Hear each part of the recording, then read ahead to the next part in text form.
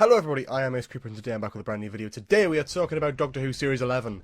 It's all over. It's all done and dusted. And yeah, resolution is coming up and it will not be included in this video because I want to talk about not only my rankings for this series but my overall thoughts for it, as well as the ratings and how they look and what they mean, because a lot of people are having debates about the ratings recently, so it's only fair to kind of address them in this kind of video. So first of all, we're going to update my current ratings for each episode, because pretty much when I record a review for an episode, it is my initial reaction, my initial thoughts, and pretty much coming straight out of the episode, what do I think about it? Whereas these will be a more updated look on kind of what I think about the episode after having time to think about it, as well as to rewatch it as well and kind of get my head around the story a little bit more, kind of work out what it's going for, and then whether or not it achieved that. So we're going to be talking about that, updating my existing rankings and ratings for each of the episodes in Series 11, and then we're going to talk about the ratings in particular and how they sort of look compared to previous series, and of course the series average as a whole as well. And then concluding the video by talking about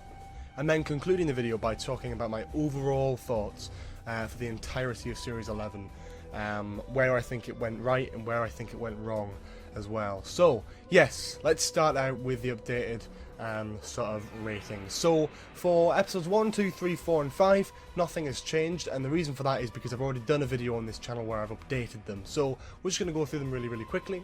The Woman Who Fell to Earth is an 8 out of 10, The Ghost Monument 7 out of 10, Rosa 9.5 out of 10, Arachnids 6.5 out of 10, TSURANGA Conundrum 4.5 out of 10.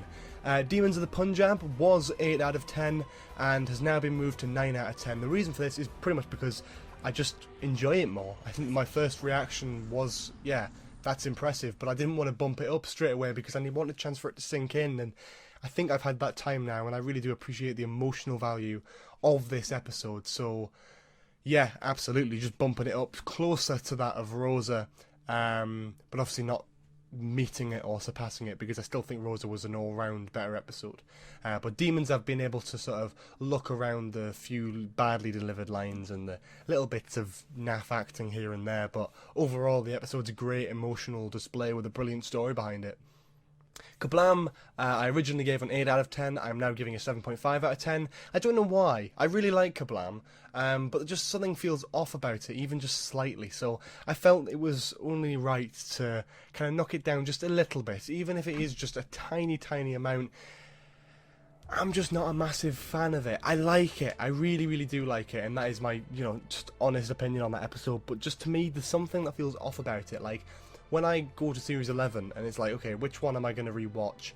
I don't see myself ever wanting to rewatch KERBLAM. Maybe in the far future, when I'm, maybe going through the whole series, but I've just not got any urge to watch KERBLAM in the same way that I haven't really got an urge to watch Arachnids or the TSURANGA Conundrum. There's just nothing drawing me to it. But yeah, I did enjoy it on the first watch, I enjoyed it on the second watch. There's just no urge to go back and watch it another time. The Witchfinders for me was an 8.5 out of 10 and is now a 7 out of 10. It's dropped significantly, and the reason for that is because, well, quite frankly, it's not the best episode in the world. My first reaction coming out of it was very positive because, hey, I really liked it, and I still do really like it, but I think I can appreciate now where it went wrong, and I know exactly the time as well. It's when that woman gets turned into the mud creature towards the end. From there onwards, the story just feels rushed, and I feel like it could have benefited from being, 5-10 minutes longer, even just to expand that a little bit more and kind of give explanation, like, why does the fire hurt the mud creatures? Like, why are they putting them back in prison? Is there any sort of moral dilemma behind that? Is there any depth to these mud creatures? Is there, along these lines, you could have really expanded that. You could have even connected it to something like maybe what was going to happen in the finale. Maybe something along those lines would have worked really well. But alas, that is not the case, and we are left with a very rushed end to a pretty good story. Otherwise, I think it was quite impactful, but also it was quite fun as well. It wasn't too hard hitting. It was just genuinely a bit of fun. It Takes You Away, I originally gave a 7 out of 10. Standing by it, it's still a 7 out of 10. Yeah, the frog thing still knocks me a little bit, but that's not the reason I'm not so keen on this. I think, I don't know, I just think going into this, I was a little bit less keen.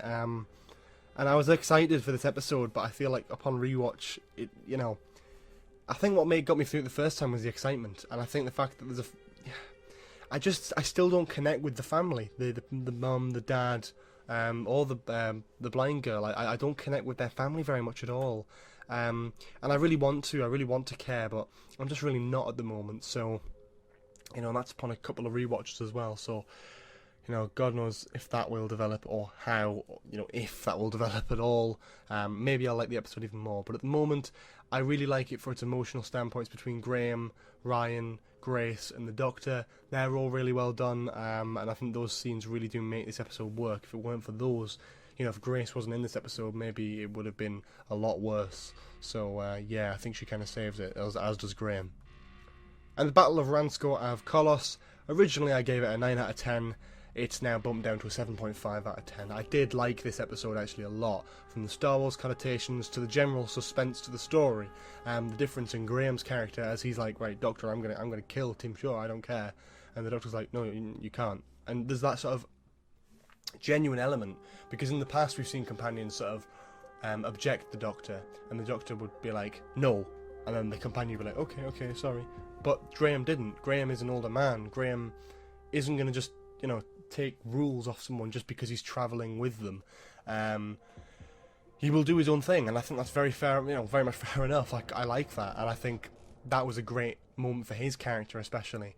The only thing I think I kind of over-enjoyed this episode a lot was because it was a really good episode, but it was not a very good finale. Didn't round it off very well, and I'm hoping that resolution will, especially with the year gap ahead. But looking back on it, it just feels like the series came to like a really abrupt stop. It doesn't feel like a grand finale of things, although it brings Tim Shaw back, although it wraps up that storyline about Grace and him and revenge and that sort of thing.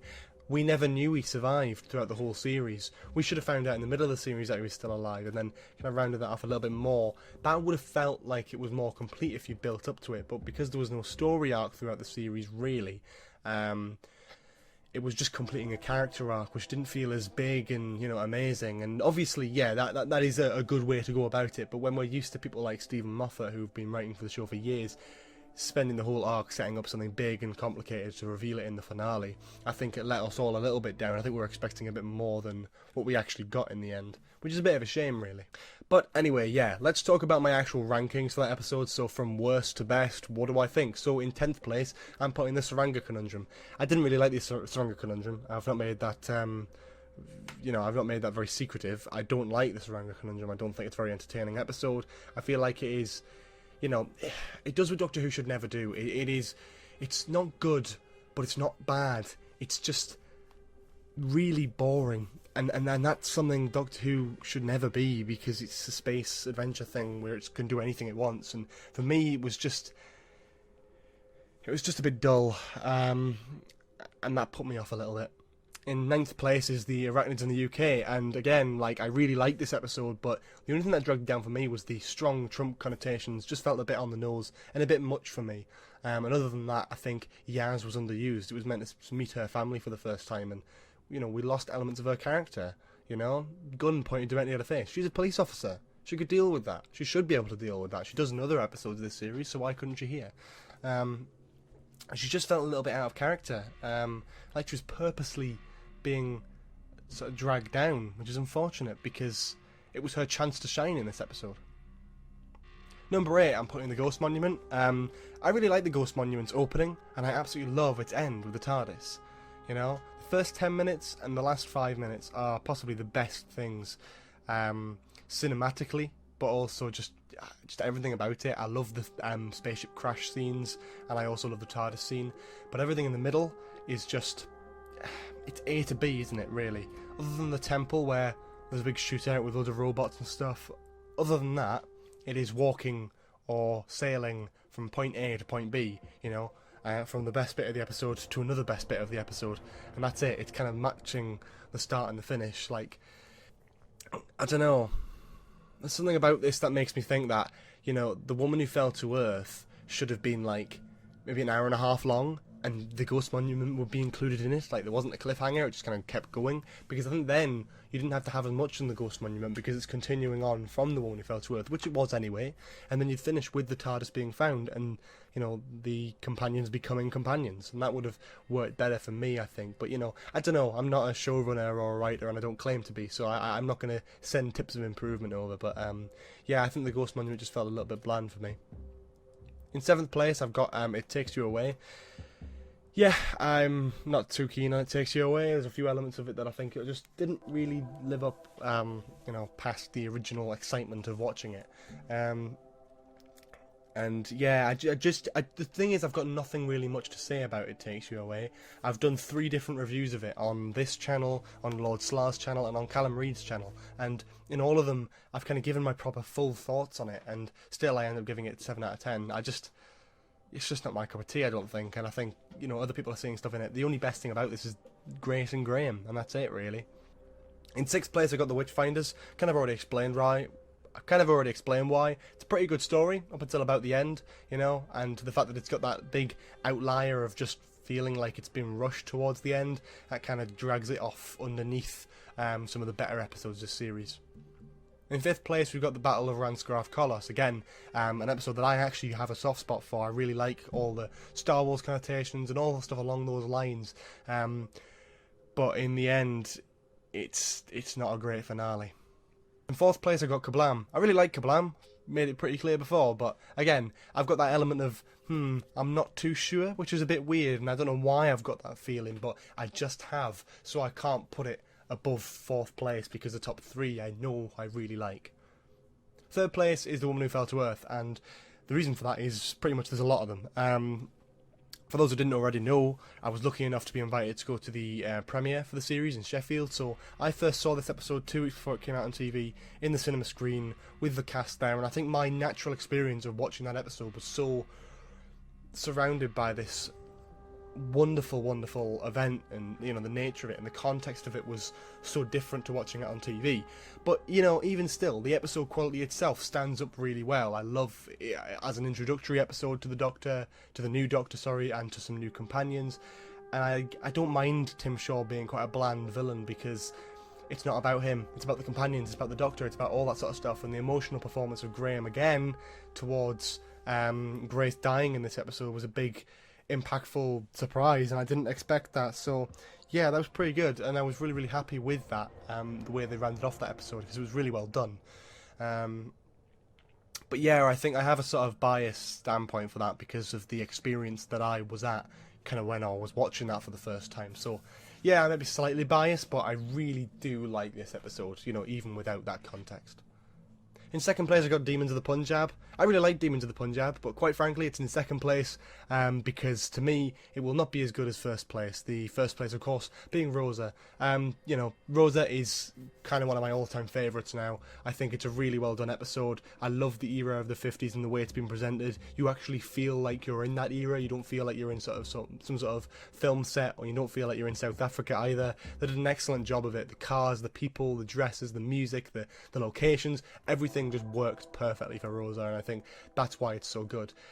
Demons was let down by a few choppy lines of dialogue and a few minor little things, but other than that, it's pretty much up there, both of which give a strong emotional performance towards characters that we don't really know too well, and we've only just met in this episode properly, and that is really well done, you know, both of which give particular companions time to shine, you know.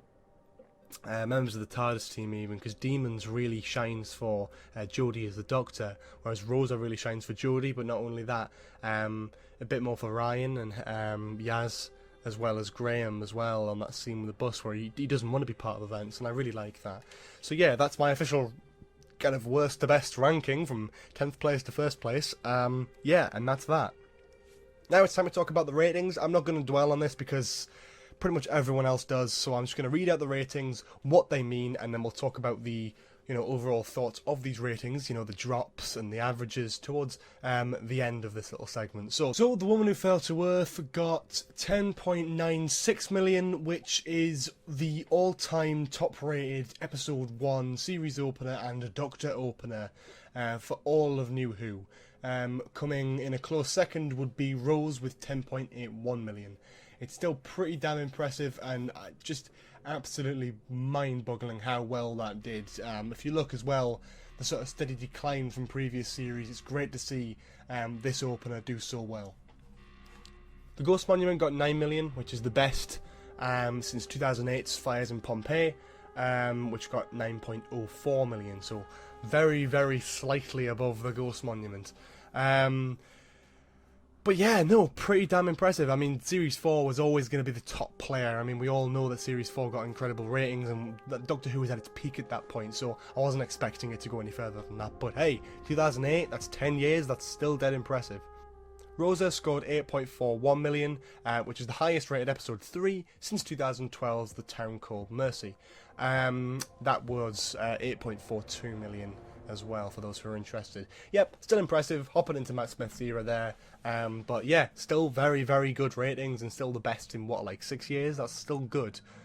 Arachnids in the UK got 8.22 million, which is the best rated episode 4 since 2010's Time of Angels, with 8.59 million, which isn't bad if you consider that Time of Angels saw not only the return of fan favourite Weeping Angels, but also fan favourite River Song as well. The TSURANGA Conundrum got 7.76 million, which is the best rated episode 5 since 2012's Angels Take Manhattan, with 7.82 million, which again isn't bad if you consider that Angels Take Manhattan was technically a mid-series finale, but also the final goodbye of Amy Pond and Rory Williams.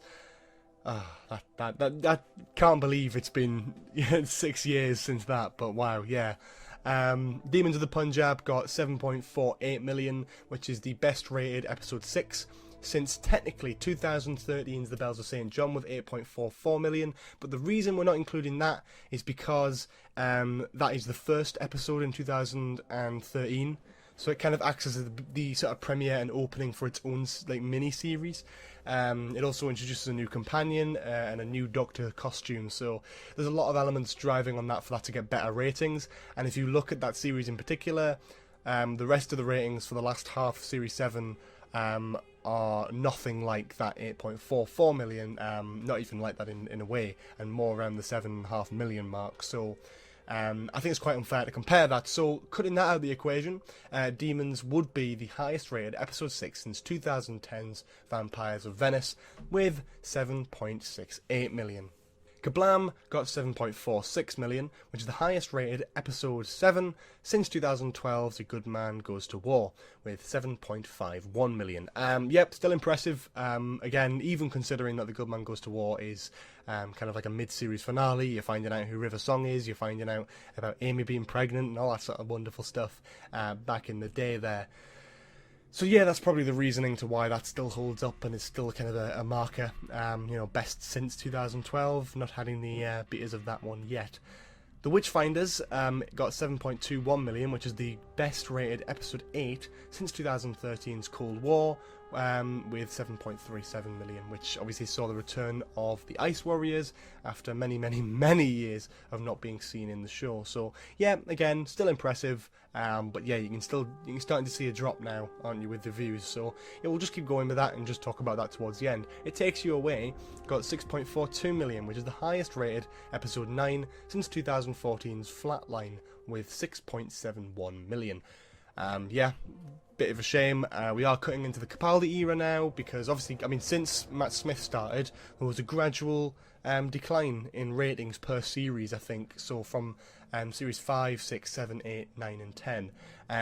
So now we're cutting into Capaldi's era. It's kind of like it's showing that the ratings for this series are jumping down a little bit, and I'll talk about what that means in just a bit. And the Battle of RANSKOOR of KOLOS jumped up a little bit with 6.65 million, which is the highest rated episode 10 since 2014's In the Forest of the Night, with 6.92 million, and the highest rated finale since 2014's Death in Heaven, with 7.6 million. Okay, now we've rattled all that off. What does that mean? You can see a gradual decrease from just about 11 million at the start, all the way down to 9, 8, 7 and 6 million kind of averages per groups of episodes in this series, which, yes, is a big drop. But it's not a terrible thing, because, yeah, we look at the ratings and we look at the drop there, and we can look at that. What baffles me the most is the biggest actual drop between episodes was between episode 8 and 9. And if you don't like a series and you're not enjoying it, surely you'd stop watching, you know, episode 1, 2, 3, maybe the first half of the series, the first 5 episodes. But up from episode 1 all the way down to episode 8, it's just a gradual slight decrease. There's nothing too major there. And there's a lot of different excuses to why this series got good ratings and other excuses to why the ratings dropped. And we're not going to go through them because they're all sort of petty and stupid arguments, but here are the facts, you know, here's what they mean and all that sort of thing. So all of that lovely stuff aside, I don't know why the ratings dropped rapidly from episode 8 till 9, and I don't know why there was a gradual decrease, but I can imagine it's because this series started with a massive audience compared to the previous 2 series, so it was only natural that you're going to lose a lot of that within the first, you know, well, within the series, because there's more to lose. You know, you're bringing in a new audience, whereas people in Series 10, for example, it started off about 6-7 million and only ended up at about 5.5 million, so it was less of a decrease, but that's because you started off with less people watching the series. And that's, you know, that's the case with the latter on Capaldi eras, is that, you know, there's less of a decline, and that's because there's less to start off with. With Series 11, it started off with a hell of a lot of people, and you can guarantee that, you know, there is always going to be people who just don't enjoy that, and that's absolutely fine. So, yeah, but that's just the case. So the series average for this comes in at 7.9 million average, and we calculate the average, of course, by adding up all the ratings in every series and then dividing them by the number of episodes in that series. We do not include Christmas specials, festive episodes, any sort of special episodes that just don't take part in the normal series. So everything from series 1 all the way to about series 7 will all be divided by 13. Capaldi era will be divided by 12, and then Jodie Whittaker's series here will be divided by 10, because of, you know, that's how many episodes are in the series. We can't just add unfair ratings on that just don't exist. So we add them all up and divide them, and that gives us our average.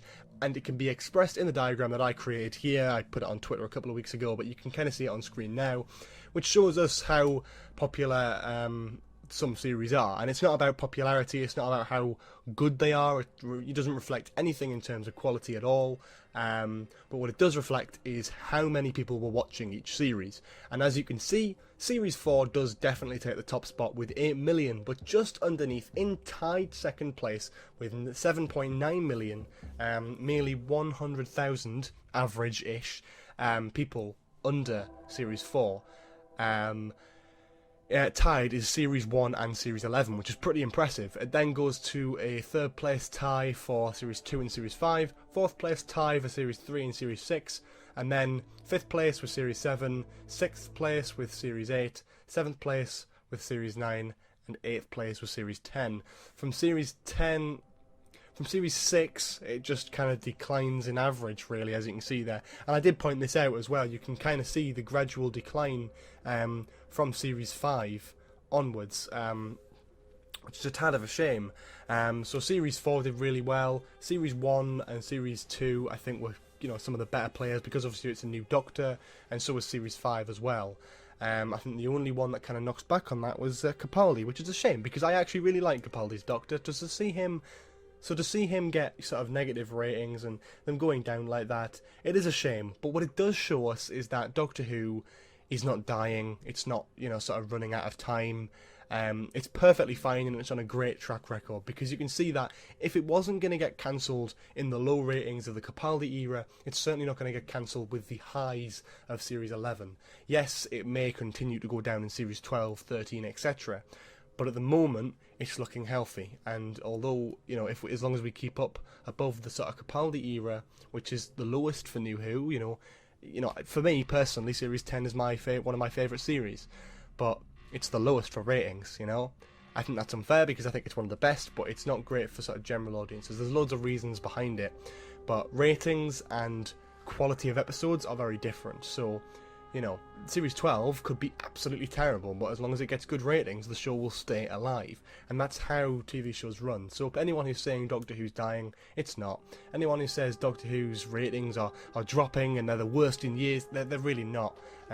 This diagram kind of shows that. But yes, that's all I have to say on that matter. My general thoughts about Series 11, though, are kind of as follows: that I really enjoyed Series 11.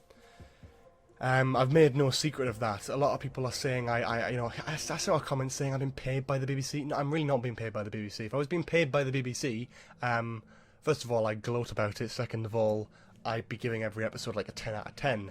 I'm very critical when I want to be, but honestly, I've enjoyed this series, and when I enjoy the series, I'm not going to go out of my way to criticise it when I don't feel it needs to be criticised in certain aspects. Yes, episodes like Arachnids in the UK and the TSURANGA Conundrum and the Witchfinders and all that sort of thing. Yes, initially I probably was a bit kind on them, but I've given my general reflection, and I don't think that Series 11 is anywhere near the best series of Doctor Who. But it's definitely not the worst. Jesus, it's definitely not the worst. I think Series 9 and Series 7 definitely fall below Series 11. And I think I'd say Series 11 definitely has a few of my favourite things in it. I really, really like Jodie Whittaker as the Doctor, for example. I think she's really good, and she's given off a really good, strong start. She needs more time, and I'm really hoping that Resolution brings that sort of confrontational element with the Dalek for the first time. I really love Graham as a companion. I think he is actually my favourite companion in New Who. I think he's brilliant. I think he's relatable, even for a sort of old grandad, which I am not an old grandad, so to be able to relate to him is great. He puts forward an amazing emotional / comedic performance. He's brilliant. Ryan and Yasmin are good. I want to see more of them. I haven't got anything negative to say about them, other than the fact that I want to see more of them, which is always a good sign. I'd rather want to see more than want to see less, if you know what I mean. So, yes, I don't feel like they've had enough time to flesh themselves out fully yet, but at the same time, I think it took Amy Pond, about a series and a half, I would say, and that was just with her. So I'm going to give it time, but I definitely want to see more out of Yaz, and I do want to see a little bit more out of Ryan, but I think this series has been about Ryan and Graham more than it has been about Yaz. So hopefully next series we'll see a bit more of Yaz. But we'll have to wait and see. I really like the new Sonic Screwdriver. I'll make an updated listing in the new year at some point. And I really like the new TARDIS. I believe I'm in the minority of that. I really do like the new TARDIS. A lot, actually. And I'll give my reasons why when I do my listing video of worst to best TARDIS interiors. When I get to that TARDIS, I will talk about it. But yeah, I do like it. I think overall, I think people are a bit harsh on the Series 11, mainly because there's some sort of stigma that sort of appeared when Jodie Whittaker was cast as the first female Doctor. I think it is a bit petty and ridiculous in some areas, but that's not to say people are invalid. If you have an opinion on the series, that's perfectly fine. I'm allowed my opinion, you're allowed your opinion, and that is the way it will always stay, and it is brilliant. And I love people having opinions, as long as you can debate it in a friendly and calm manner. Anyone who's being called idiots and stupid for having a certain opinion, you're not an idiot and you're not stupid. You just have your own opinion and you have your own way of thinking about things. If you hate Series 11 and you have valid reasons behind it, then fair enough. If you like it, fair enough. And that's the kind of way I look at it. It all depends on personal preference, and I'd like you to respect my personal preference of, I really like Series 11, I really like Jodie Whittaker as the Doctor, and I like where Doctor Who is heading. I am very excited for Resolution, and I will see you all then, because that seems to be pretty much the next major video I'll be making is the Resolution review. Until then, we'll probably have a couple of things up on the channel, but this has been an incredibly long video, and I need to wrap it up, so I'm going to say thank you so much for watching. If you enjoyed this, please do leave a like, comment below for any more suggestions in the future, subscribe if you haven't already, check out the Patreon if you want to support the channel and get some cool early access and all that sort of fun, lovely stuff. Check out my Twitter, Facebook, Instagram, all that lovely stuff down in the description as well. And I will see you all next time. Have a lovely day. Bye-bye.